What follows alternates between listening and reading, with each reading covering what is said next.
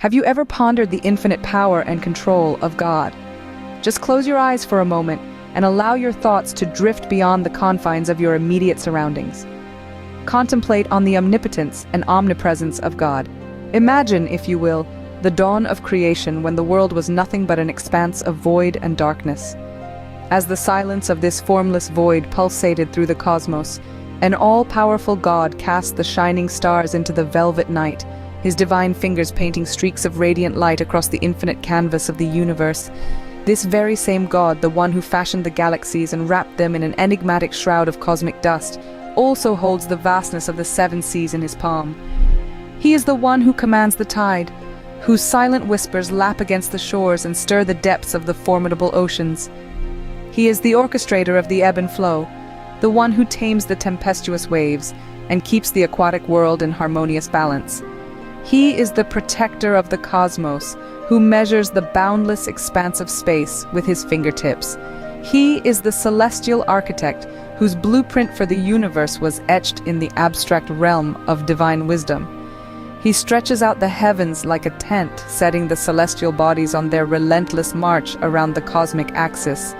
He is geologist who weighs mountains and hills in a divine balance. He carved the peaks and chasms, clothed the earth in layers of rock and soil, forged rivers and valleys, and painted the earth with a palette of breathtaking landscapes. Every cliff, ridge, every plate tectonic is under his command, bending and shifting to his divine will. The God we serve, the God we believe in, has absolute control. He is the one whose mere utterance, "Let there be light," shattered the shackles of darkness, escaping its grip, illuminating the universe with a brilliant burst of energy. The cosmos, once shrouded in obscurity, now gleamed with celestial light, conquered forever. His Son, Jesus Christ, defied the laws of physics and walked upon the raging Sea of Galilee. With a power that transcends human comprehension, he held the winds in his fists and commanded, "Peace, be still." His voice reverberated through the storm, quelling its fury, lulling the waves into a tranquil hush. His authority over the forces of nature and the physical world is the embodiment of control. This is the same God, the God who tends to the cosmos, the God who governs planet Earth, who can also govern your life, if you allow him. He is not a distant, uninvolved, and indifferent. He is a personal God, a loving Father, who desires to guide and direct your life. He can carve pathways where seem to exist, leading you through the wilderness of life, navigating through the treacherous terrain of trials and tribulations, guiding you towards a destiny filled with hope and promise. So why worry? Why succumb to fear and doubt? Why let life's storms toss you to and fro when you have the master of the as your guide? Why not, instead of dwelling on the problems of today, start living? Start living with a firm belief in the omnipotent God who can bring order to your chaos, peace to your turmoil, and light to your darkness. The same God who the universe in his hands wants to hold your life in his loving care. So why worry? Why not start living instead? Worry is a testament to your disbelief in God's ability to care for you. It is an indication of your limited faith, a sign that you have placed your trust more in fear than in the divine. It's as if you have turned your back on the limitless power of God and instead allowed dread to consume your thoughts and tarnish your trust. When you worry, you signal to God that you don't wholly in his almighty authority, his benevolent nature, and his absolute wisdom. The New Testament, the revered scripture of the Christian faith, is filled with the apostles' consistent and powerful refrain, "Fear not." This phrase is not merely a slogan, but a declaration of profound faith and unwavering conviction. It is a call to courage, an invitation to trust in God's providence. It's a reassurance, a heavenly suggestion to surrender your fears and replace them with rock-solid faith and undying hope. Fear not the past, the apostles' words resonate, for it has been forgiven and forgotten. These words remind us that God's grace is abundant, his mercy is limitless, and his forgiveness is for all. It's a solemn promise that our past mistakes, our missteps, and our misdeeds do not define us in his eyes. Fear not the present, the scripture advises, for he will never leave nor forsake you. It means that the divine is always present, always watching, forever guiding. Even in most challenging times, he is there. Even in the darkest hour, his light is there to guide us. Even in the valley of the shadow of death, fear is banished, for God is with you. Death, in the face of God's love, has been to a mere shadow. it no longer holds the power to inspire fear or dread. Instead, it is seen as the ultimate surrender to God's will, the final step in our earthly journey. Fear not sickness, the scriptures continue, for Bible is the book of the great physician. It means that God is the ultimate healer, capable of curing all ailments and easing all pains. His power surpasses any human understanding of medicine and health. Fear not poverty, the words of the Bible reassure us, for it is God who grants the power to garner wealth. It means that divine providence can turn fortunes around, create abundance out of scarcity, and fulfill our needs according to his wisdom and timing. Fear not the people around you, the scriptures counsel, for the Bible promises peace with your enemies. It reassures us that with God on our side, the impossible becomes possible. We can conquer unimaginable mountains, defeat formidable foes, and overcome insurmountable obstacles. With God on your side, your strength is boundless, your courage is insurmountable, and your faith is unshakable. Without him, you are like a ship adrift in a stormy sea, vulnerable to the whims of circumstances and the caprices of fate.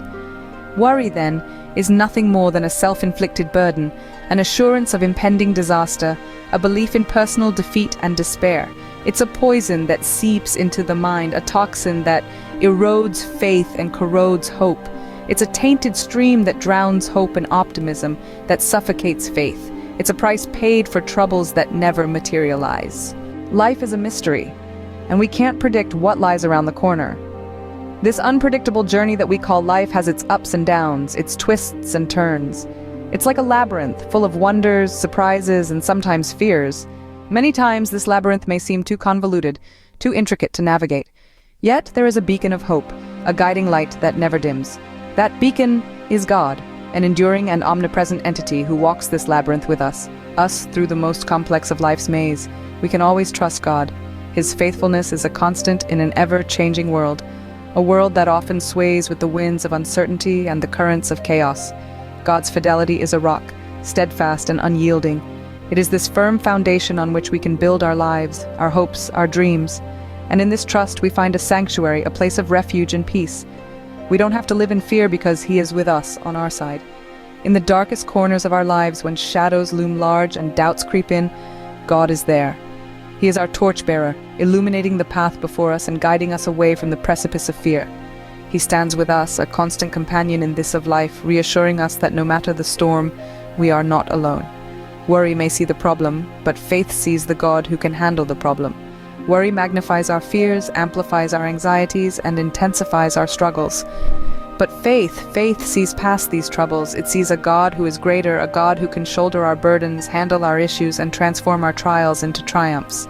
Faith is the lens through which we perceive our problems, not as insurmountable mountains, but as stepping stones to a higher calling. It's not wrong to acknowledge our problems, but we must also remind them of their place in relation to God. Problems, struggles, and challenges are part and parcel of life's journey. They are the contrasting hues in life's grand tapestry, the shadows that accentuate the brilliance of life's highlights. Acknowledging our problems is not a sign of weakness, but a testament to our strength. Yet, these problems should never overshadow the magnificence of God. They are but fleeting moments, transient and ephemeral in the grand scheme of God's design. Whatever challenges you face in your life, be it issues with your children, your marriage, your finances, or battles with past regrets or persistent sins, always remember that God is greater.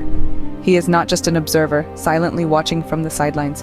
He is an active participant in your life, stepping into your shoes, walking your path, and facing your challenges with you.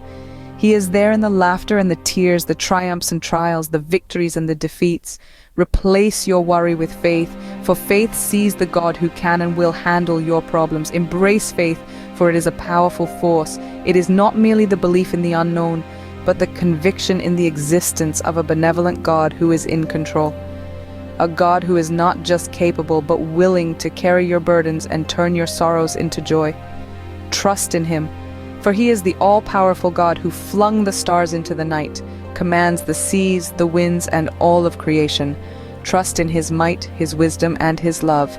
He is the master architect, the divine painter, the supreme poet of the universe. He is the maestro of celestial symphony, who orchestrates the rhythm of the cosmos, from the tiniest atom to the largest galaxy. He is in control, and He cares for you. His love for you is not contingent on your successes or failures. It is an unwavering love, a love that embraces you in your entirety, with all your strengths and weaknesses, victories and defeats, joys and sorrows. He cares for you, not because of what you have done, but because of who you are, His beloved child.